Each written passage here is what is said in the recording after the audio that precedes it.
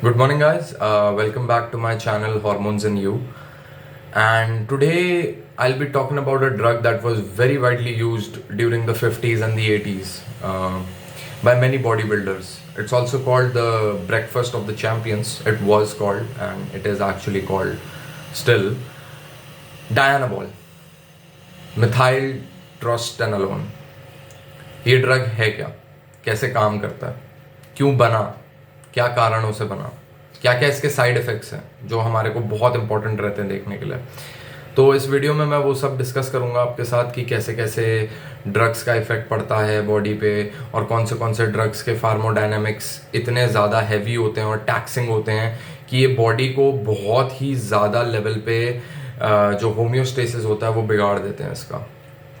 तो सबसे पहले हम आते हैं कि ये ड्रग बना कब. तो डॉक्टर जॉन जिगलर थे जो कोच भी थे अमेरिकन ओलंपिक टीम के. उन्होंने ये ड्रग डिज़ाइन करा था क्योंकि उन्होंने देखा था कि जो रशियन एथलीट्स हैं वो कैथेडर से, उनके पीनस में कैथेडर डाला जा रहा था ताकि वो यूरिन कर पाएँ, क्योंकि यूरिनेशन की प्रॉब्लम आ रही थी. अब यूरिनेशन की क्यों प्रॉब्लम आ रही थी? ड्रग्स लेने की वजह से. क्योंकि जैसे मैंने पहले बताया था कि एनाबॉलिक स्टेरॉइड्स में एक और चीज़ भी होती है, एंड्रोजेनेसिटी, मेल सेकेंडरी सेक्सुअल कैरेक्टरिस्टिक्स जो डेवलप करता है. तो वो लोग क्या कर रहे थे, वो लोग टेस्टोस्टेरोन सस्पेंशन ले रहे थे. अब टेस्टोस्टेरोन का जो मेन प्रोफाइल होती है एनाबॉलिक टू एंड्रोजेनिक रेशियो 1:1 होती है. और उसके साथ साथ हम ये भी देखते हैं उसमें कि वो बहुत ऐसा ड्रग बनाना चाह रहे थे डॉक्टर जॉन जिगलर जिसकी एंड्रोजेनेसिटी कम हो और एनाबॉलिक रेट ज़्यादा हो, ताकि हमारा मसल बिल्डिंग इफेक्ट्स ही रहे और उसमें एंड्रोजेनेसिटी ज़्यादा ना दिखे.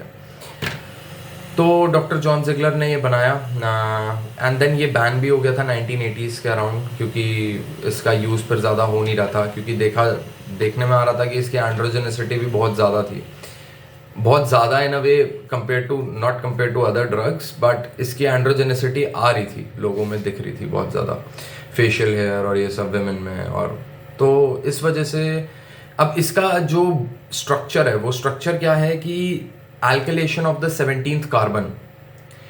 तो जब एल्किलेशन कर दिया 17th कार्बन में, तो क्या हुआ कि जो ये टेस्टोस्टेरोन का डेरिवेटिव भी बोला जाता है. तो जो वो टेस्टोस्टेरोन का डेरिवेटिव था ना, उसकी बस हमने केमिकल स्ट्रक्चर को चेंज कर दिया ताकि उसकी एंड्रोजेनेसिटी को हम कम करें और एनाबॉलिक एक्टिविटी को बढ़ा दें. अब इससे यूज़ किस लिए करा जा रहा था? बहुत वेरियस यूजेस थे. पोस्ट मेनोपॉजल वुमेन में, ऑस्टियोपोरोसिस के लिए, और सिवियर एनीमिक लोगों के लिए जिनका रेड ब्लड सेल्स बहुत डाउन चले गए हैं. तभी हम देखते हैं कि स्टेरॉयड यूजर्स में उन्हें कहा जाता है कि तुम ब्लड डोनेट करके आओ, क्योंकि आरबीसीज शूट अप हो जाते हैं स्टेरॉयड यूज़ की वजह से. तो अब इसके प्रॉपर्टीज़ पे आते हैं कि इसकी प्रॉपर्टीज़ क्या है. जैसे मैंने बताया कि एनाबॉलिक रेट ज़्यादा है, तो ये muscle growth, development of muscle tissues और वेरियस अगर अदर जगहों पे, जैसे कि लेग्स वेग्स में, क्योंकि लेग्स और शोल्डर्स में हम सबसे ज़्यादा देखते हैं कि एंड्रोजन्स का इफेक्ट रहता है. तो ये बेसिकली एक बल्किंग स्टेरॉयड है. ये वाटर रिटेंशन बढ़ाता है बॉडी में. लोग कभी कभार ये सोचते हैं कि भाई 40 किलो बढ़ा लिया मैंने. 40 किलो भी वेट बढ़ जाता है आराम से. 40 किलो मतलब अगर तुम्हें मैं बताऊं तो ये इतना पावरफुल स्टेरॉयड है कि ये वाटर रिटेंशन इतनी कॉज करता है. कभी कभार ये लगता है कि ये वाटर रिटेंशन नहीं, ये मसल है. मसल होता है नो डाउट, क्योंकि तुम जब कोई ऐसी एक्टिविटी करोगे जिससे मसल ग्रोथ बढ़ेगा तो जाहिर सी बात है मसल पे भी इफेक्ट आएगा. लेकिन ये जो ड्रग है ना, ये वाटर रिटेंशन बहुत कॉज करता है और इसके ना साइड इफ़ेक्ट्स बहुत ज़्यादा आते हैं. तो मैं इसके बेसिकली ना साइड इफ़ेक्ट्स पे जाना चाहता हूँ, क्योंकि साइड इफ़ेक्ट्स इसके बहुत ज़्यादा हैं. डायनाबॉल इसीलिए लोग यूज़ भी नहीं करते हैं आजकल, और डायनाबॉल इसीलिए थोड़ा सा चीप स्टेरॉयड भी माना जाता है इंडियन मार्केट में, स्पेशली 1000 रुपीज़ 1200 रुपीज़ का. और इसकी जो हेपेटॉक्सिसिटी है वो बहुत बहुत ज़्यादा हाई है. अब मैं सबसे पहले आता हूँ इस पे कि इसकी क्या क्या चीज़ें हैं जो इसकी साइड इफ़ेक्ट्स क्रिएट करती हैं.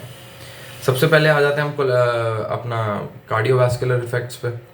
कार्डियोवास्कुलर इफ़ेक्ट्स पे क्या होता है? एचडीएल गया डाउन, एलडीएल गया ऊपर, लिपिड प्रोफाइल गई तुम्हारी, तभी कहते हैं कि लिपिडोलॉजिस्ट के पास जाओ, अपनी जो भी स्टेरॉइड यूज़ करते हैं उनको जाना चाहिए, लिपिड्स अपने चेक कराने चाहिए और उनको देखना चाहिए कि यार ठीक है कि नहीं मेरी बॉडी में सब लिपिड्स लिपिड्स, क्योंकि एक बारी के लिए जो लिवर है हमारा ऑर्गन वो बहुत बड़ा ऑर्गन है, वो फिर भी झेल लेगा चीज़ों को। मतलब इतना भी टैक्सिंग मत कर दो कि लिवर वापस ही ना आ पाए, लेकिन उसकी जो रीजनरेटिव कैपेबिलिटीज होती हैं वो ज़्यादा होती हैं। लेकिन जो स्मॉल ऑर्गन्स होते हैं ना हमारे, जैसे हार्ट हो गया, किडनीज हो गई, ये ज़्यादा प्रॉब्लम क्रिएट करती हैं आगे के टाइम पे, क्योंकि ये बहुत स्मॉल ऑर्गन्स हैं और इनके ऊपर वैसे ही इतना टैक्सिंग इफेक्ट आ रहा है बॉडी में, तो इनको हमारे को संभाल के ज़्यादा रखना चाहिए। अब इसमें क्या होता है कि बहुत जगह ये भी देखा गया है कि जो डायनाबॉल यूज़र्स होते हैं उनका एंडोथेलियल डिसफंक्शन हो जाता है। एंडोथेलियल क्या होता है कि बेसिकली कॉरोनरी आर्टरी डिजीजेस से रिलेशन है इसका, मतलब रिलेशन डिजीज से नहीं है, मतलब इसकी वजह से कॉरोनरी आर्टरी डिजीजेस होते हैं because lack of nitrogen, nitric oxide बोल सकते हो इसको। तभी हम कहते हैं ना कि जो नाइट्रिक NO2 जो लेते हैं वो लोगों की वेसोडाइलेशन होती है, तो उनकी जो वेन्स होती हैं वो थोड़ी सी खुली होती हैं ताकि ब्लड फ्लो बना रहे बॉडी में। तो इसका LDL का जाता है डाउन, LDL जाता है अप, HDL जाता है डाउन, ठीक है। बहुत जगह ये भी देखा गया है कि इसके जो कार्डियोवैस्कुलर साइड इफ़ेक्ट्स हैं वो बहुत टैक्सिंग है। वाटर रिटेंशन की वजह से भी क्या होता है कि ब्लड प्रेशर बढ़ जाता है। अब ब्लड प्रेशर बढ़ जाएगा तो क्या होगा कि रेडनेस आ जाएगी फेस में। तभी देखना डायनाबॉल वाले जो यूज़र्स होते हैं ना, उनका ना फेस पफी हो जाता है, उनकी पूरी बॉडी ना जैसे बल्क सी हो जाती है, जैसे ना पानी का गुब्बारा हो गया हो कि ना वो भर जाता है उनके अंदर पानी बिल्कुल ही। और ये ट्रू है, एक्चुअली में ट्रू है इसका। हाँ, मैं ये मान सकता हूँ कि इसका बनाया गया था कि इसकी एनाबॉलिक एक्टिविटी बढ़ाएं, एंड्रोजेनिसिटी कम करें, लेकिन एंड्रोजेनिसिटी वाले भी साइड इफ़ेक्ट्स इसमें पूरे दिखते हैं। अब आते हैं दूसरे टॉपिक पे, वो है सेक्सुअल डिसफंक्शंस। बहुत जगह देखा गया है कि इसमें सेक्सुअल डिसफंक्शंस भी मैटर करते हैं। कभी कभार प्रीमेच्योर इजैकुलेशन का भी देखा गया है। मतलब इस पे मैं स्टडी थोड़ी और करूँगा कि कौन से डिसऑर्डर्स हैं, क्योंकि मैं खुद साइकोलॉजी के बैकग्राउंड से हूँ, तो मुझे पता है सेक्सुअल डिसऑर्डर्स कौन से हैं। या तो प्रीमेच्योर होगा, या तो डिलेड इजैकुलेशन होगा, या तो प्रॉब्लम होगी इन इरेक्शन। तो ये सब चीज़ें बहुत ज़्यादा देखी जाती है इसमें, सेक्सुअल साइड इफ़ेक्ट्स। अब जो मेन चीज़ है, जो हम सबसे ज़्यादा इग्नोर करते हैं, जिन डॉक्टर्स के बारे में हम जानते भी नहीं हैं, वो लोग हैं हेपेटोलॉजिस्ट। वो लोग क्या करते हैं यार, वो लोग ना लिवर के बारे में ना पूरी जानकारी रखते हैं, पूरी इन्फॉर्मेशन रखते हैं वो लोग, कि लिवर के फर्स्ट बाईपास जो होता है लिवर का, कि ड्रग गया वो उसका जो जितना काम करना चाहिए उसको बायो अवेलेबिलिटी जो बोलते हैं हम, उसकी थोड़ी सी कम कर देता है और वो सब कर देता है। तो ये फर्स्ट बाईपास को भी वो कर देता है। कहीं कहीं डॉक्टर्स ने ये भी चीज़ बोली है कि इसको सबलिंगुअली ले लो। सबलिंगुअली मतलब टंग के नीचे।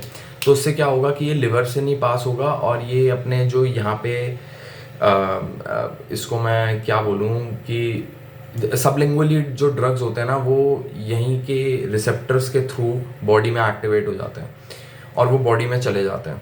तो लिवर बाईपास भी हो जाता है इसमें। और ये बहुत हेपेटोटॉक्सिक है, बहुत बहुत ज़्यादा, क्योंकि इसकी एक तो हाफ लाइफ है 5 आवर्स, ठीक है। हाफ लाइफ 5 आवर्स है, तो लोग प्रेफर ये करते हैं कि हम 2 बारी इसको लें, 2 बारी स्टेरॉइड को यूज़ करें इन अ डे। तो सुबह ले लिया एंड देन शाम को ले लिया।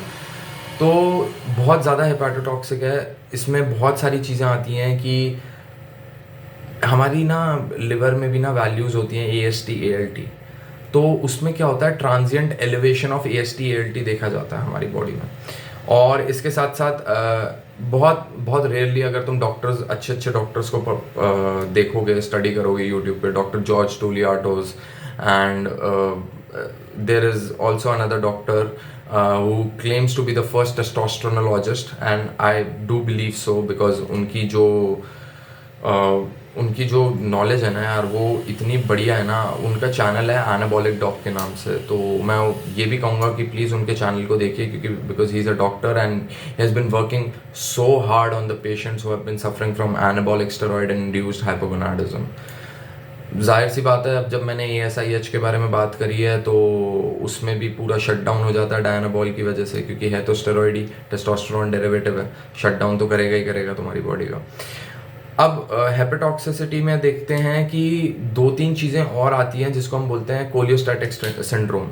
तो वो क्या होता है ना, बाइल बिल्डअप हो जाता है, तो उसकी वजह से भी लिवर में बहुत सारी आगे कोलियोस्टैटिक प्रॉब्लम्स, बहुत बहुत सारी चीज़ें देखी जाती है। हेपेटाइटिस बी एंड सी भी देखा जाता है। हेपेटाइटिस बी तो चलो ठीक है, जेनेटिक फैक्टर्स के थ्रू वो हो जाता है कि mother to mother in depending upon every what you can say every country, वहाँ पे वो देखा जाता है। हेपेटाइटिस सी का बहुत बहुत ज़्यादा इसमें रोल प्ले हो जाता है कि हेपेटाइटिस सी से भी लोग परेशान हो जाते हैं इसको लेके। तभी ये आजकल ज़्यादा यूज़ भी नहीं हो रहा है, क्योंकि लोगों को पता चल गया है कि ये वाटर रिटेंशन कॉज करता है और ये बहुत ज़्यादा तुम्हारी बॉडी में जो लेवल्स हैं फ्लूइड के, इंट्रासेल्युलर फ्लूइड जिसको बोल सकते हैं, वो भी बढ़ा देता है ये। तो अब इसमें हमारे को क्या देखना चाहिए कि ये स्टेरॉयड इतना ज़्यादा खतरनाक है ये स्टेरॉयड, कि ये तुम्हारे सबसे पहले तो लिवर फंक्शन को हिलाएगा, उसके बाद कार्डियोवास्कुलर प्रॉब्लम्स देगा, और उसके साथ अच्छा हाँ, एंड्रोजेनेसिटी की बात करता हूँ। एंड्रोजेनेसिटी वैसे लोग बोलते हैं कि इसमें नहीं है या बहुत कम है, नहीं तो ऐसा हो ही नहीं सकता, क्योंकि वो रेशियो तो मेंटेन होता ही होता है। इसमें बहुत देखा गया है कि ये ना बहुत टैक्सिंग होता है बॉडी पे, बहुत ही ज़्यादा, और इसको यूज़ करने के लिए ना हमारे को बहुत, अब तो इसका बैन ही हो गया है, क्योंकि अब तो इसको फीमेल्स में भी नहीं यूज़ करा जा रहा है और एनीमिक पेशेंट्स में भी यूज़ नहीं करा जा रहा है, क्योंकि और various other types of steroids आ गए हैं जो बहुत अच्छे लेवल पे काम करते हैं। तो ये ब्रेकफास्ट ऑफ द चैंपियंस था, लेकिन उसकी वजह से प्रॉब्लम ये आ गई कि ब्रेकफास्ट के बजाय अभी डिनर भी नहीं रहा। मतलब तुम्हारे को, टू बी वेरी ऑनेस्ट, अब लोग इसको यूज़ नहीं करते हैं। और मैं इस वीडियो से यही बताना चाहता हूँ कि अगर कोई डायनाबॉल यूज़ कर रहा है या वो करना चाहता है, तो सबसे पहले तो अपनी लिपिड प्रोफाइल दिखाएं डॉक्टर के पास, लिपिडोलॉजिस्ट के पास जाके, हेपेटोलॉजिस्ट के पास जाके देखे ALT AST, अपने लिवर के वैल्यूज़ देखे, और अगर यूज़ कर भी रहा है तो वो उसके साथ वेरियस प्रिवेंटिव मेजर्स भी, लोग बोलते हैं LIV52 DS is also very good, what I say is ursodeoxycholic acid, which is responsible for the maintenance of your liver। ये बहुत इंपॉर्टेंट ड्रग आ जाता है जब भी तुम कभी वो स्टेरॉइड्स या फिर ओरल स्टेरॉइड्स ले रहे हो। हाँ, और दूसरी बात, लोग इंजेक्टेबल स्टेरॉइड से बहुत डरते हैं, क्योंकि उनको इंजेक्ट करने का मन नहीं करता है। तो वो लोग क्या करते हैं कि यार ओरल है, एक ली गोली पिया, पानी, मस्त हो गए, अपना क्या है, अपनी बॉडी भी बन रही है और उसके साथ वो भी हो रहा है। लेकिन भाई ध्यान रहे, बहुत ध्यान से सुन लो, हेपाटॉक्सिक है ये, बहुत ज़्यादा इसकी जो साइड इफ़ेक्ट्स हैं वो बहुत ज़्यादा देखे जाते हैं, और देखा ये जाता है कि इसकी जो साइकिल भी होती है ना, वो शॉर्ट पीरियड ऑफ टाइम के लिए चलानी चाहिए, जैसे 4 to 6 वीक। 6 वीक्स के आगे अगर जाओगे तुम, तो तुम्हारे को वेरियस प्रिवेंटिव मेजर्स लेने पड़ेंगे, तुम्हारे को ब्लड प्रोफाइल अपनी चेक कराते रहनी पड़ेगी बार बार, KFT भी देखना पड़ेगा, कभी कभार देखा गया है क्योंकि वाटर रिटेंशन बढ़ जाता है तो उसकी वजह से बहुत सारी प्रॉब्लम्स क्रिएट हो जाती हैं। तो ये एजुकेशनल वीडियो ही है, मैं इस बस वीडियो के माध्यम से ये बताना चाहता हूँ कि डायनाबॉल, जिसको ब्रेकफास्ट ऑफ द चैंपियंस बोला जाता था, अब वो ब्रेकफास्ट हट गया है, क्योंकि अब ऐसे ऐसे स्टेरॉइड्स आ गए मार्केट में जो एनाबॉलिकली भी बहुत ज़्यादा सुपीरियर हैं, और एंड्रोजेनेसिटी में भी उसका बहुत बहुत लो लेवल है। तो प्लीज़ ध्यान से रहें, अपने आप को देखें, अपने आप को जानें, सबसे पहले क्या चल रहा है बायोलॉजी तुम्हारे अंदर, क्या ये सूटेबल है तुम्हारे को करने के लिए। क्योंकि देखो, जो मदर्स में हेपेटाइटिस बी देखा गया है वो जेनेटिक टू जेनेटिक बच्चे में भी आ जाता है, तो कहीं तुम डायनाबॉल ले रहे हो और अपना हेपेटाइटिस बी बढ़ा रहे हो, हेपेटाइटिस बी के मतलब सिम्टम्स को एग्रीवेट कर रहे हो। तो ये वीडियो थी डायनाबॉल के ऊपर। मैं और भी स्टेरॉइड्स के ऊपर वीडियो डालता रहूँगा, कैसे कैसे क्या क्या यूज़ होते हैं, कहाँ कहाँ पे जाते हैं स्टेरॉइड्स, कहाँ कहाँ पे सबलिंगुअली आजकल बहुत सारे स्टेरॉइड्स आ गए हैं, जिनको हम, जैसे एंड्रोजेल हो गया, टेस्टोस्टेरोन ही है वो, तो वो बेसिकली उसको रब करते हैं बॉडी में, अनडेकेनोएट पिल में आता है। तो वेरियस टाइप्स ऑफ ड्रग्स के बारे में मैं इस पर बात करता रहूँगा। Please like and subscribe my channel, अभी नया नया चैनल है, स्टार्टिंग है, मैं इस पर रिसर्च और अच्छी कर रहा हूँ, साइंटिफिक डेटा ला रहा हूँ, साइंटिफिक चीज़ों की हिसाब से डॉक्टर्स के गाइडेंस के अंडर मैं ये सब चीज़ें कर रहा हूँ। तो मैं आशा करता हूँ आपको बहुत अच्छी लगी होगी ये video. Please like and subscribe. Have a great day ahead. Thank you.